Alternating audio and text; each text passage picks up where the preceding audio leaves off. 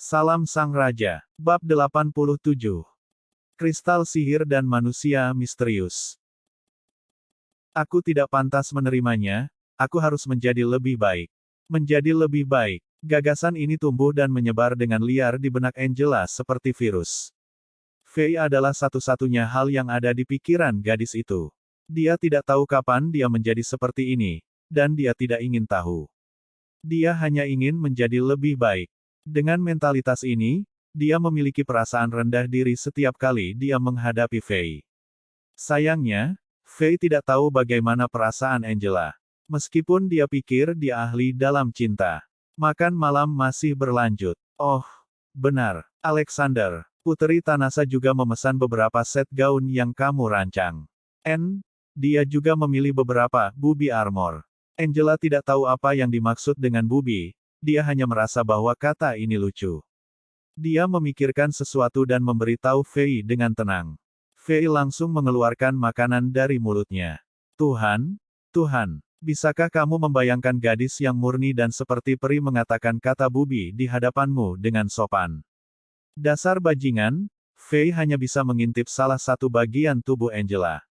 Oh, sangat. Warna apa yang dia pilih? Fei bertanya sambil berpura-pura tenang. Merah. Emma di seberang meja akhirnya selesai makan. Gadis ini yang telah dicintai oleh Angela dan Fei sebagai adik perempuan berusaha sangat keras untuk berpartisipasi dalam percakapan orang dewasa ini. Dia memiringkan kepalanya dan menjawab. Yang mulia memilih semua merah, bubi armors. Lagi, gadis murni lainnya menggunakan kata bubi. Fei terus-menerus batuk dan berusaha keras untuk tidak mengeluarkan apel yang dia kunyah di mulutnya. Alexander, apakah kamu merasa tidak begitu baik? Setelah melihat kepala dan leher Fei memerah, Angela khawatir. Tidak. Hehe. Fei melihat sekeliling dan berkata, cuaca hari ini tidak buruk. Waktu makan malam dengan cepat berlalu dalam suasana yang mempesona ini. Tentu saja, suasana ini hanya dirasakan secara sepihak oleh Fei. Setelah para pelayan menyingkirkan peralatan makan, Angela dan Emma ingin pindah sedikit untuk membantu pencernaan. Mereka memegang tangan mereka bersama-sama dan memutuskan untuk pergi melihat anjing hitam besar yang berada dalam kondisi hibernasi. Angela menyelamatkan anjing hitam besar ini dari gunung belakang Chambord. Itu hanya seukuran tangan, lucu dan lemah. Siapa yang tahu bahwa dalam waktu 3 tahun itu akan tumbuh sebesar anak sapi jantan dengan kekuatan luar biasa. Dari penampilannya, anjing hitam ini jelas bukan spesies langka, tidak ada perbedaan antara itu dan anjing jalanan lainnya. Namun, binatang ini sangat cerdas dan sangat setia kepada Angela dan Emma. Tetapi untuk beberapa alasan, itu tidak seperti Fei, tuan prianya yang sangat banyak. Setiap kali melihat Fei, ia akan menggonggong dan mencabut giginya. Sekitar 10 hari yang lalu, anjing besar yang energi ini tertidur nyenyak karena suatu alasan. Tidak masalah bagaimana Angela dan Emma mencoba membangunkannya, ia tidak bangun untuk makan atau minum. Angela bahkan memanggil dokter hewan terbaik di Chambord untuk melihatnya, dan dokter hewan tidak bisa berbuat apa-apa. Angela cukup cemas tentang seluruh situasi. Tentu saja, semuanya punya alasan. Fei belum memberitahu tunangannya yang cantik bahwa alasan mengapa anjing itu menjadi seperti ini adalah karena, ketika dia bereksperimen dengan Hulk Potion sebelumnya, dia terlalu bersemangat.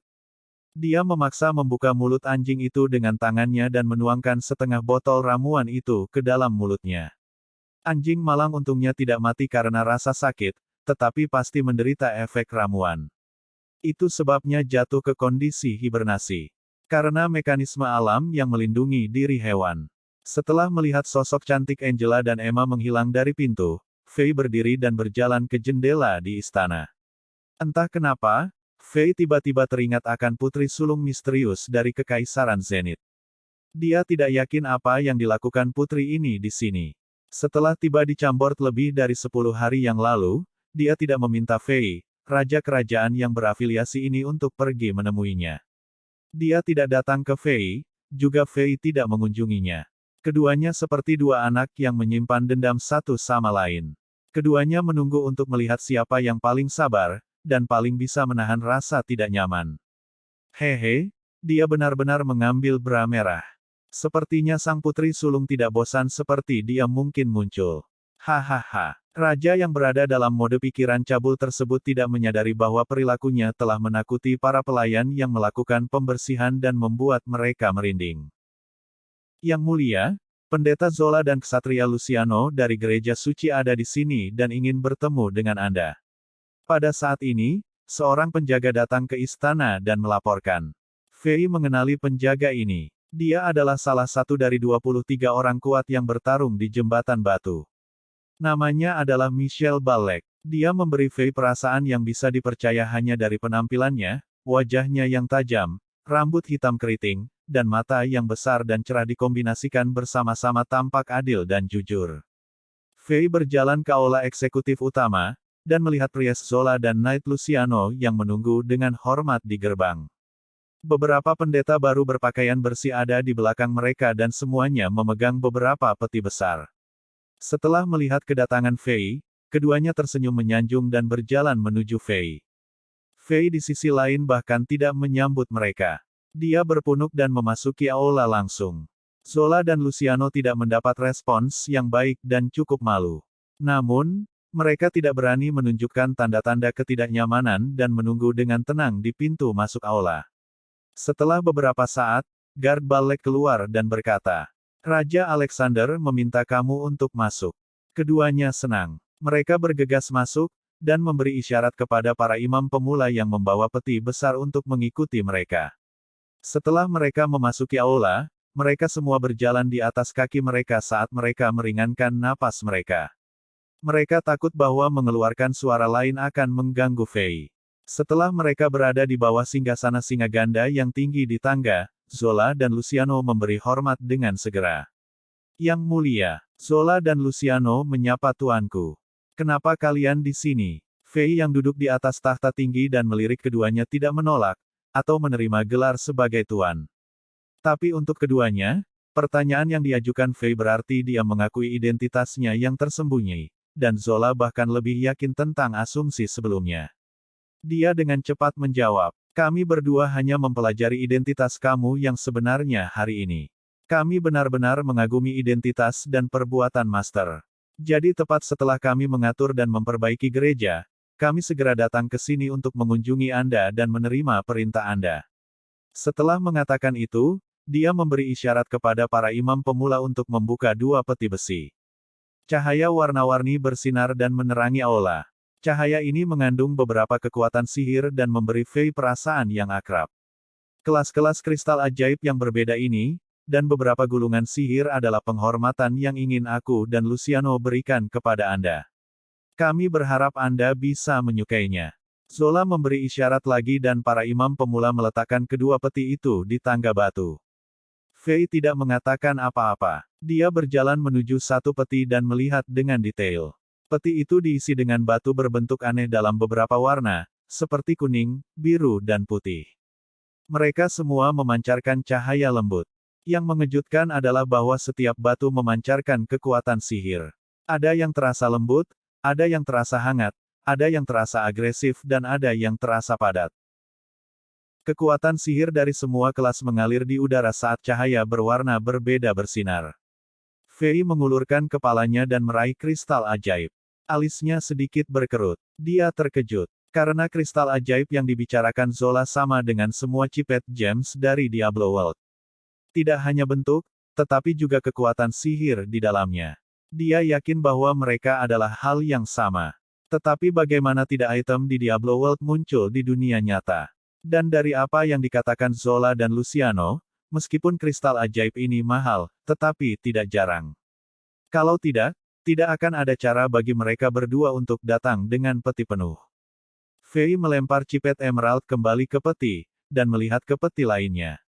Peti kedua tidak diisi dengan kristal ajaib. Sebaliknya, ada gulungan yang terbuat dari semua bahan yang berbeda dan semuanya diikat dengan halus dengan benang emas. Ada sekitar selusin dari mereka, dan setiap gulungan memiliki warna yang berbeda, dan kekuatan sihir yang berbeda. Namun, simbol dan pola sihir yang padat yang disegel dan diukir pada mereka menyala dan bersinar tidak teratur dalam pola. Meskipun hanya ada sekitar selusin gulungan, tetapi Zola, Ular botak berkaki dua menggunakan seluruh peti besi untuk menampungnya. Nilai gulir ini mungkin tidak kurang dari peti kristal ajaib. Sayangnya, Fei tidak memiliki banyak pengetahuan tentang profesi penyihir di benua Azeroth, bahkan setelah ia membaca semua buku di Royal Library-nya. Dia tidak bisa mengidentifikasi jenis apa, atau tingkat sihir yang disimpan dalam gulungan ini. Dia juga tidak bisa mengenali simbol atau pola sihir apapun. Meskipun dia mengambil gulungan itu satu persatu dan mengamatinya secara detail, dia tidak bisa mendapatkan informasi apapun darinya. Aku menerima barang-barang ini. Fei tidak berlaku sungkan sama sekali, dia tidak menolak hadiah itu. Kenapa dia menolak hadiah mahal ini? Selain itu, mereka dari Zola dan Luciano, mitra kotor dan serakah dari gereja suci. Fei tidak akan merasa sedih bahkan jika dia mengambil semua yang mereka dapatkan. Ah, luar biasa, selama Anda suka barang-barang itu. Selama Anda suka barang-barang itu. Setelah mendengar bahwa Fei akan menerima hadiah, keduanya menghembuskan napas lega. Mereka bersinar, apa yang mereka lihat berarti keagungan ini, anak kesayangan dewa, di depan mereka puas dengan perilakunya. Itu pertanda bagus, jika mereka berusaha lebih keras, tuannya akan lebih senang dengan mereka. Satu hal lagi, aku ingin tahu bagaimana kalian mendengar tentang sihir undead jahat muncul selama pertempuran sebelumnya. Fei tiba-tiba bertanya, apakah perintah itu datang dari uskup gereja dari benua Zenith, atau itu adalah perintah langsung dari markas Holy Mountain, Waulu? Ekspresi aneh muncul di wajah Zola dan Luciano. Mereka saling menatap sedikit, dan Zola akhirnya menjawab dengan jujur. Master, informasi ini sebenarnya tidak datang dari lapisan atas di gereja. Dalam perjalanan ke Chambord, kami bertemu dengan seorang pria berjubah hitam misterius. Dia adalah orang yang secara khusus mengatakan itu kepada kita. Bersambung.